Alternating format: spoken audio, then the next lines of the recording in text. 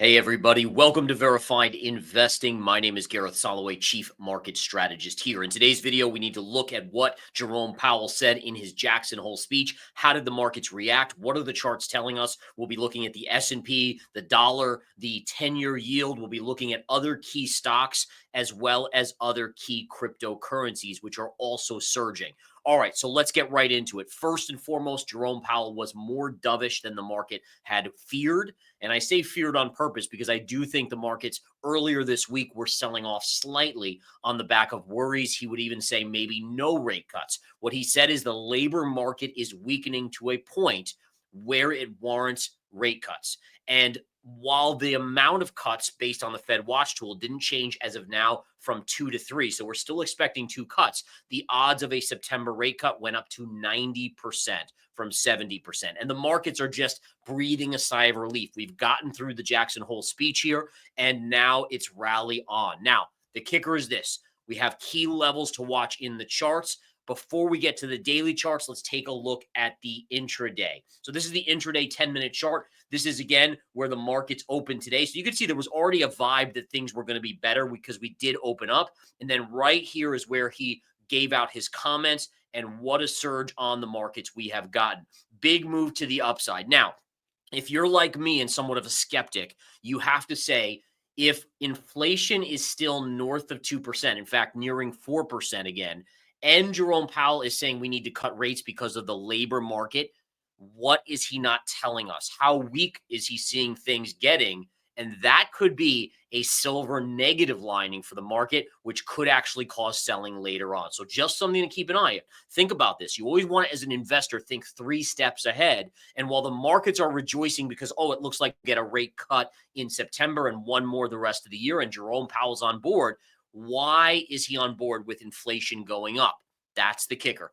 And that's something we need to be concerned about. All right, into the charts we go. Let's go to the daily chart. Look at this, guys. Here is your underbelly trend line going back to May. Notice each hit, and we were right there. We did not break, and boom, to the upside. Now, if we rally to the upside, where is this going to meet resistance? Right here at around 65.20. So 65.20 will be your next level for resistance on the S&P. You can see, again, this chart is a beauty going all the way back to the October of 2023. It was support, support, support, broke down. Now resistance, resistance, and likely resistance up here. So we have a basic upside target potentially where the S&P would run into resistance. If we look at the QQQ, Qs briefly closed below. We never confirmed a breakdown. They're getting rescued today. Notice, though, the S&P is much closer to its resistance. This tells me that the QQQ, the Nasdaq, is weaker overall. So just be aware of that. Remember, the S&P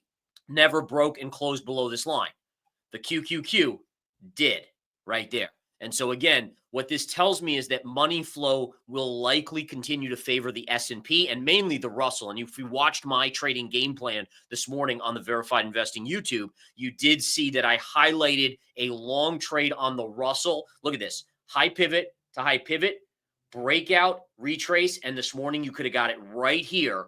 And you're now up 4% on the Russell in one intraday period. And again, this was a case I made in the show this morning, my live show Monday through Friday at 9 a.m. that is on the Verified Investing YouTube. Wow, what a move to the upside on the Russell. And I continue to think it's going to go there. Take a look at the dollar. The dollar, this is a bear flag. Why is it a bear flag?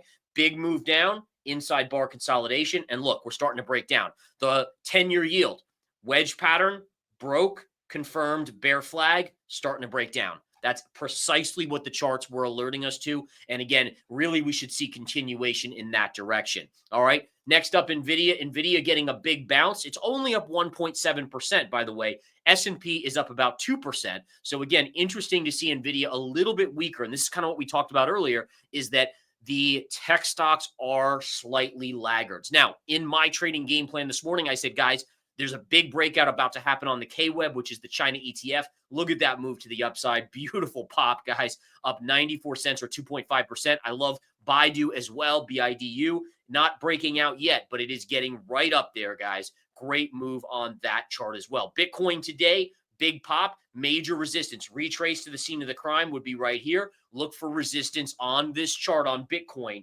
at basically the 118,000 level. So again, kind of expected it, right? Pivot low, there's your bounce. Again, you broke down from this longer term trend line.